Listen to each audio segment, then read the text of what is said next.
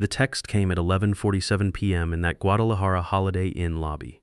8 words from Tyler that ended 15 years of loyalty. You're fired.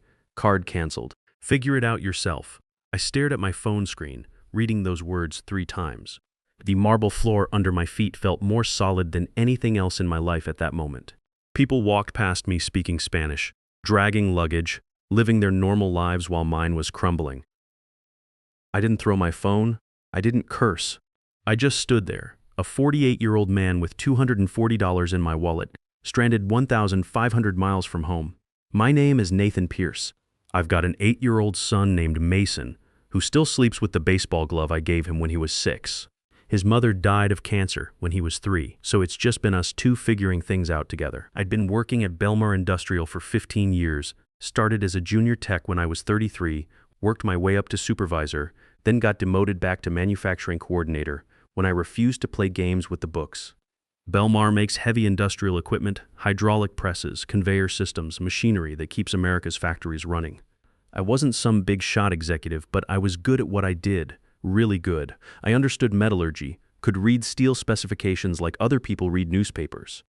When suppliers talked about ISO 9001 standards or tensile strength ratings, I knew exactly what they meant.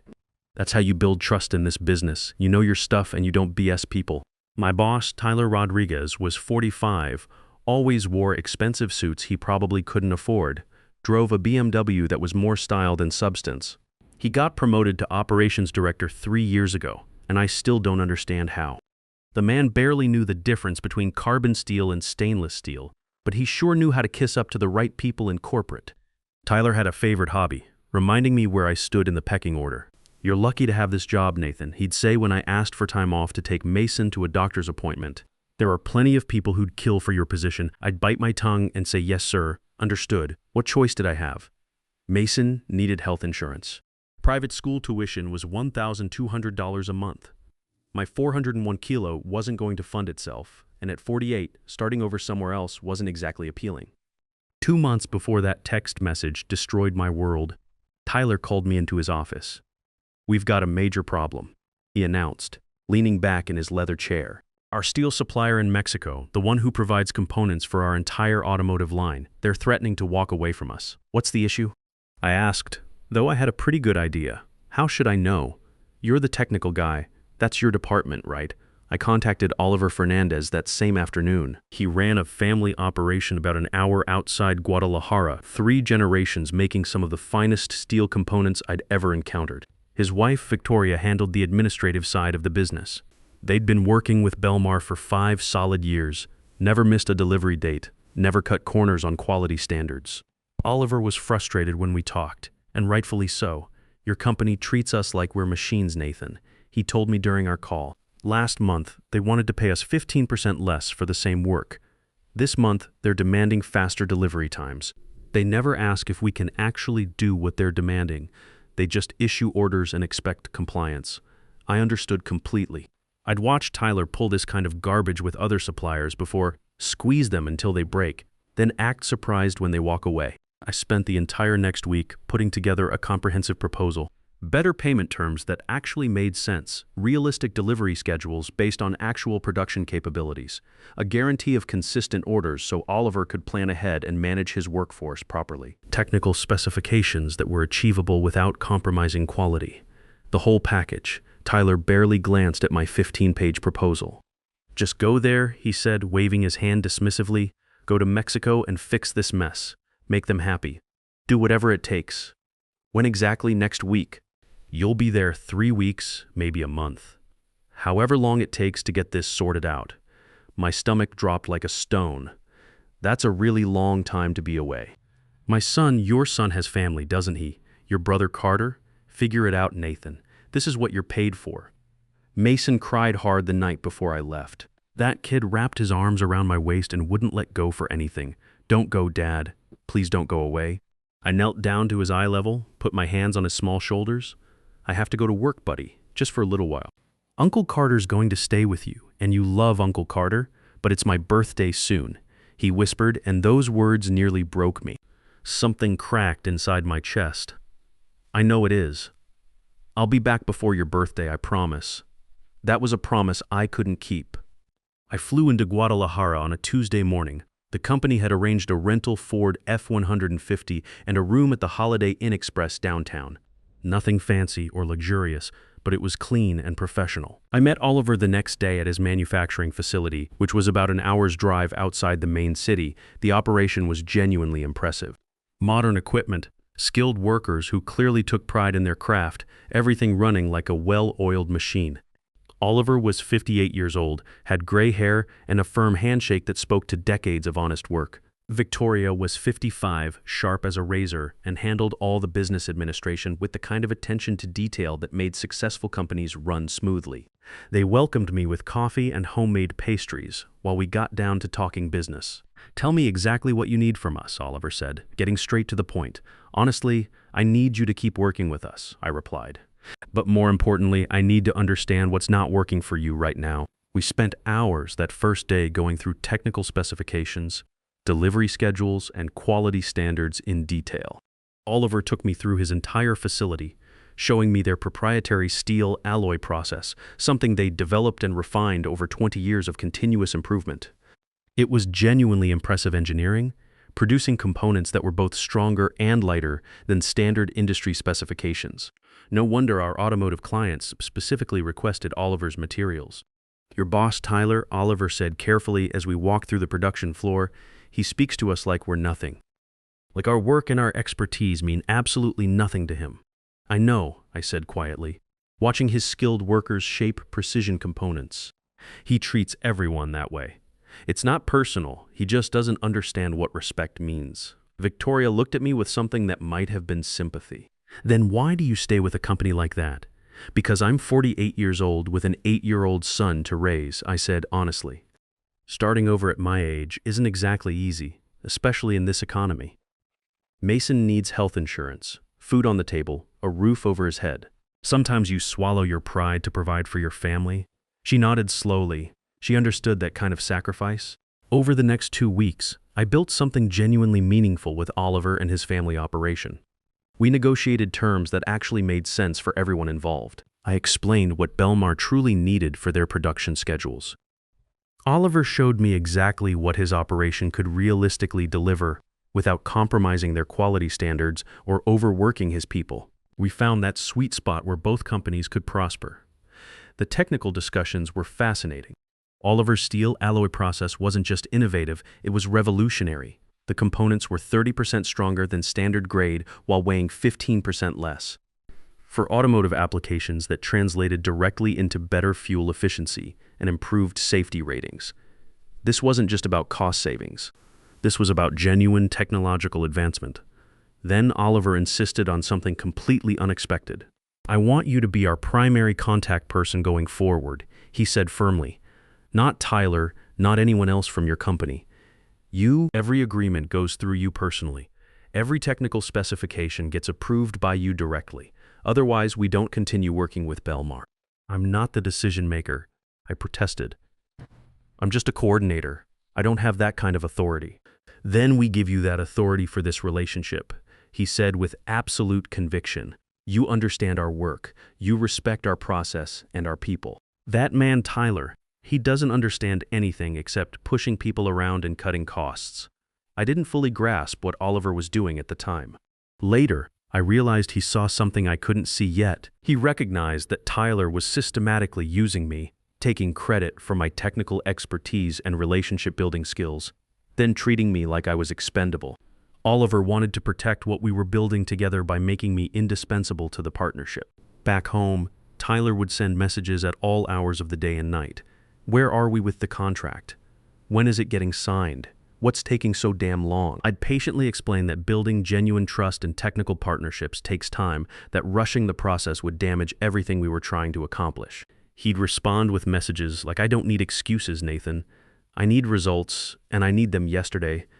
The worst incident happened during week 2. Tyler insisted on joining one of my video calls with Oliver to speed things along.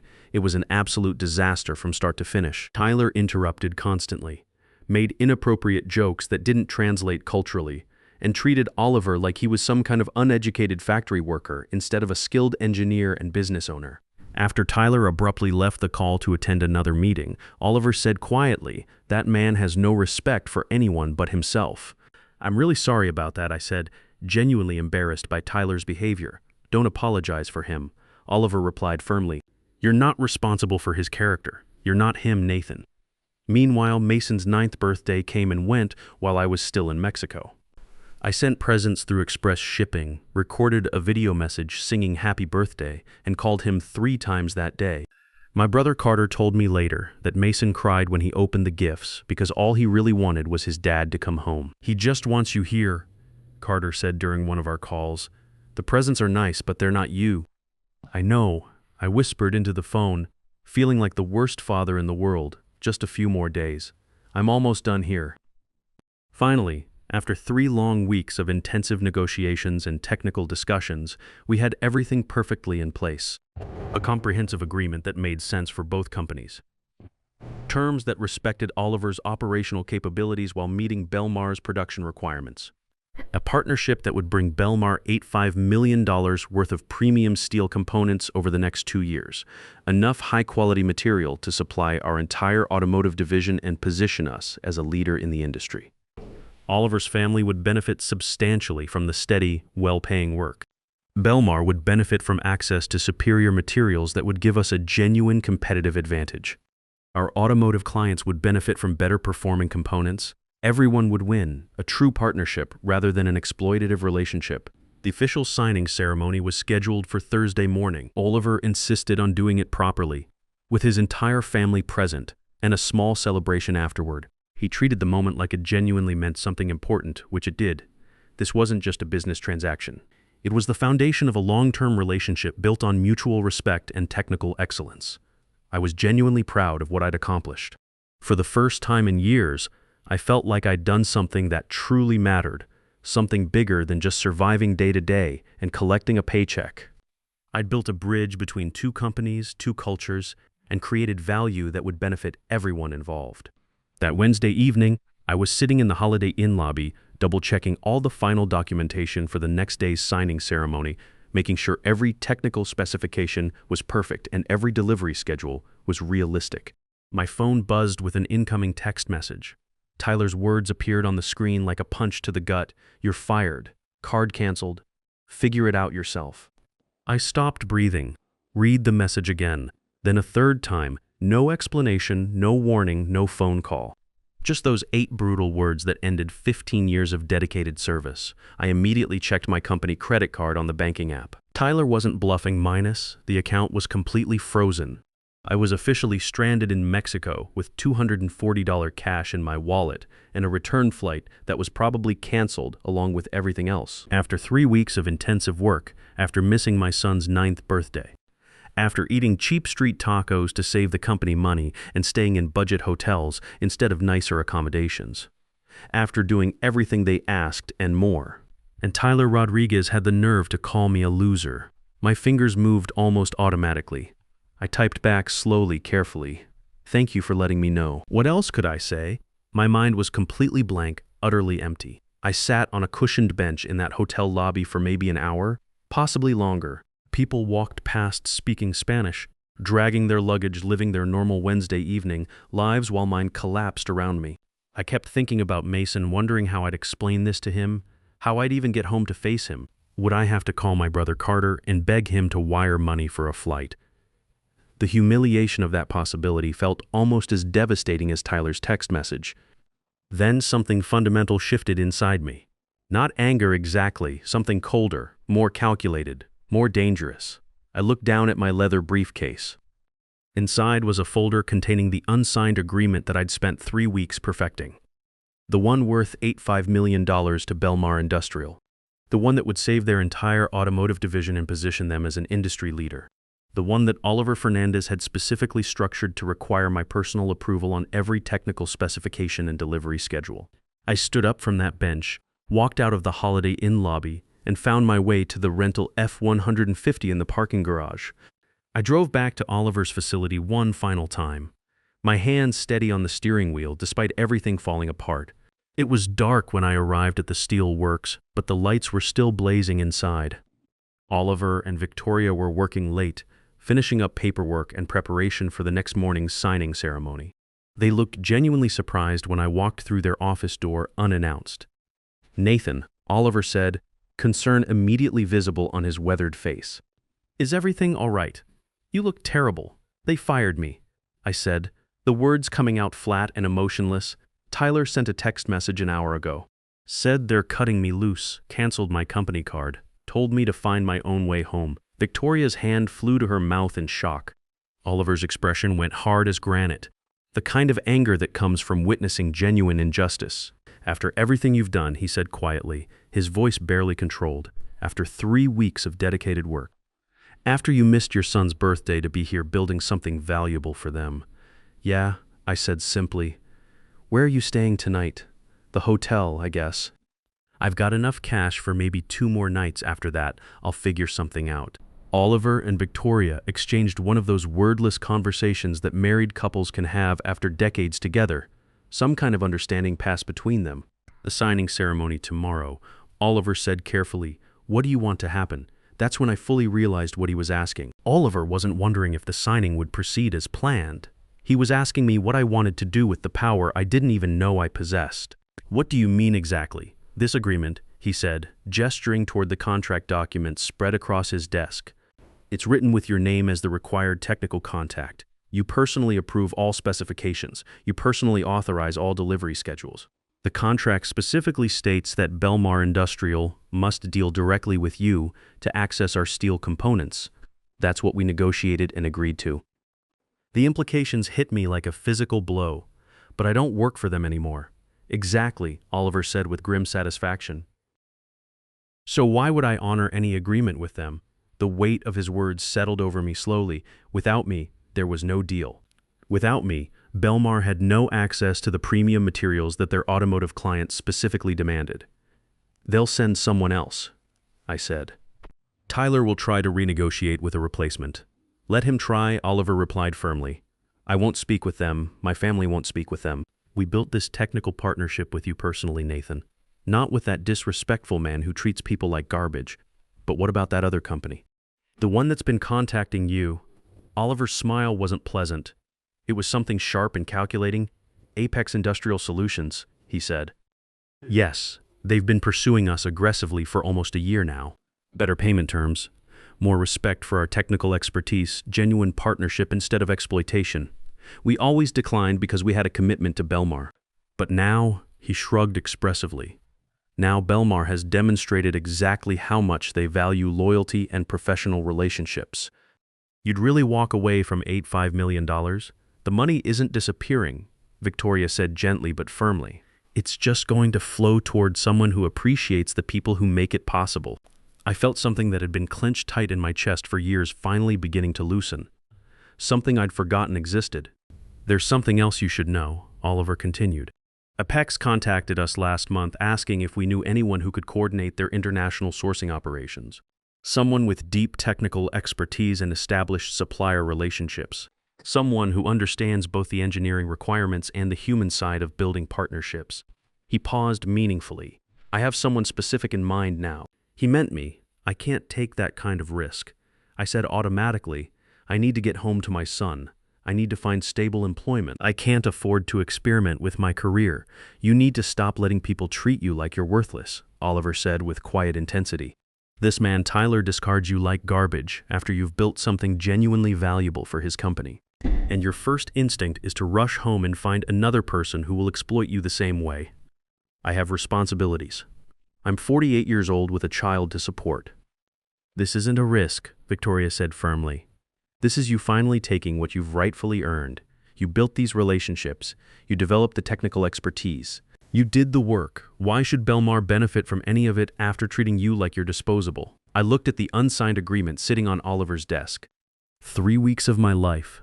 3 weeks away from Mason. All those technical discussions, all those relationship-building conversations, all that trust I'd carefully constructed, and Tyler Rodriguez had called me a loser and left me stranded. "What would I need to do?" I asked quietly. Oliver's expression softened slightly. "Tonight, nothing. Stay here with us. We have a guest room upstairs. Tomorrow morning, I'll call Apex Industrial Solutions. I'll tell them that Belmar is no longer a viable option. I'll introduce them to you as our recommended technical coordinator. Then, he continued, I'll call your former boss and inform him that there will be no signing ceremony. I stayed in their guest room that night. Clean sheets, a bed that felt like sleeping on a cloud compared to the Holiday Inn. Victoria brought me coffee and fresh bread for breakfast. She sat with me while I ate, not saying much, just providing quiet support. My father used to tell me something, she said eventually. When someone shows you who they really are, believe them the first time. Your boss Tyler showed you exactly who he is. Don't give him a second chance to prove it again. I thought about that all night, about all the times Tyler had demonstrated his character and how I'd ignored it because I needed the job, because I was scared, because I thought I didn't have other options. The next morning, Oliver made his phone calls. First, he contacted someone at Apex Industrial Solutions. Yes, this is Oliver Fernandez from Fernandez Steel Components. We spoke last month about a potential partnership. Is that opportunity still available? Excellent. I have someone you absolutely need to meet. He's the technical expert who built the relationship between us and Belmar. He's brilliant, experienced, and now he's available. Then Oliver called Tyler Rodriguez. He put the call on speakerphone so I could hear everything. My hands were trembling, but I kept my expression calm and controlled. Tyler answered on the second ring, his voice brisk and impatient. Oliver, finally. I've been trying to reach you since yesterday. Are we all set for this morning's signing? No, Oliver said clearly. We are definitely not set. Complete silence on the other end. What exactly do you mean by that? Tyler's voice had changed, become harder and more demanding. I mean, there will be no signing ceremony, no agreement, no partnership. Fernandez Steel Components will not be working with Belmar Industrial under any circumstances. Is this about money? Because we can negotiate better terms if that's what this is about. This is about respect, Oliver said firmly, something you clearly don't understand or value. Now wait just a minute here. I don't know what Nathan told you, but he told me you fired him, Oliver interrupted coldly. After he spent 3 weeks here working harder than anyone I've ever seen, after he built something valuable for your company, you threw him away like he means absolutely nothing. That's an internal personnel matter, Tyler said, his voice tight with barely controlled anger. It has nothing whatsoever to do with our business arrangement. It has everything to do with it, Oliver replied. Nathan was our business arrangement. We negotiated with him. We built technical specifications with him. We trust him completely. We don't trust you at all. Therefore, there is no arrangement. You can't just do this. We have a verbal agreement. We have commitments. We have nothing. Oliver said with finality, and now I'm transferring our business to Apex Industrial Solutions instead. They've been requesting a partnership with us for almost a year. We always said no because we thought we had loyalty with Belmar. But Belmar demonstrated no loyalty to the person who made our partnership possible. Wait, don't hang up, Oliver ended the call. I stared at him in amazement. My heart was pounding so hard I thought it might burst through my chest. You really just destroyed an $85 million deal. No, Oliver said calmly. I protected an $85 million partnership by moving it to people who understand its value. Apex Industrial wanted to meet me that same afternoon. Oliver arranged everything. Catherine Hayes, their CEO, was a sharp 42-year-old woman who got straight to business. Oliver speaks extremely highly of your technical expertise. She said during our meeting, tell me about yourself and what you're looking for. I told her the complete truth about Mason, about my 15 years at Belmar, about building supplier relationships because I understood both the technical requirements and the human elements of partnership, about being stranded yesterday but choosing to be here today instead of rushing home defeated. Because Oliver helped me realize something important, I said. I'm exceptionally good at what I do. I understand metallurgy, quality standards, and how to build trust with manufacturing partners. And I'm finished working for people who don't recognize or appreciate that expertise. Catherine smiled with genuine interest. Oliver mentioned you developed an $8.5 million technical agreement. Can you replicate that success for us? Absolutely, I said without hesitation. Then let's discuss what you need. Salary expectations, travel requirements, flexible scheduling because you have a son. Everything. No one had ever asked me what I needed before. I told her about requiring time with Mason, about wanting compensation that reflected my expertise, about needing respect for my technical knowledge and relationship-building abilities. Done, Catherine said immediately. All of it. We'll start you at $95,000 annually, plus equity participation. When can you begin? 6 months later, Belmar Industrial filed for bankruptcy protection. Without Oliver's premium steel components, they couldn't fulfill their automotive contracts. The equipment they managed to produce with substitute materials was inferior quality. Clients returned orders, canceled contracts, demanded refunds. Tyler Rodriguez lost his job when the company restructured. His reputation in the industry was permanently damaged. Meanwhile, I became Senior Technical Director at Apex Industrial Solutions. My relationships with suppliers across North America helped them become a major player in industrial manufacturing. Mason is proud to tell his friends that his dad has a really cool job building partnerships with companies around the world. A year later, at Apex's new facility opening in Houston, Mason held my hand as we toured the production floor. Every piece of equipment was built with components I'd sourced through relationships I'd developed. "Did you really help make all this happen, Dad?" he asked, eyes wide with amazement. "I helped connect good people who do excellent work," I said, "and I get paid well for it, which means we can afford that new baseball glove you've been wanting." His face lit up with pure joy. "Really? Really?" That night on the plane home, Mason fell asleep with his head on my shoulder. I thought about everything that had changed since that devastating text message in Guadalajara. Tyler Rodriguez had called me a loser and thrown me away like garbage. Instead of destroying me, he'd freed me to discover my actual worth. Sometimes the best revenge isn't destruction, it's refusing to save someone from their own terrible decisions. Sometimes the best revenge is finally choosing yourself, no matter how old you are or how scared you might be of starting over. At 48, I learned that standing up for your own value isn't selfish, it's essential, and it's never too late to walk away from people who treat you like you're disposable. Your expertise and relationships are your real currency. Never let anyone convince you they're worthless just because they can't see the value you bring. The people who throw you away today will scramble to get you back tomorrow, but by then you'll have found those who appreciated you all along.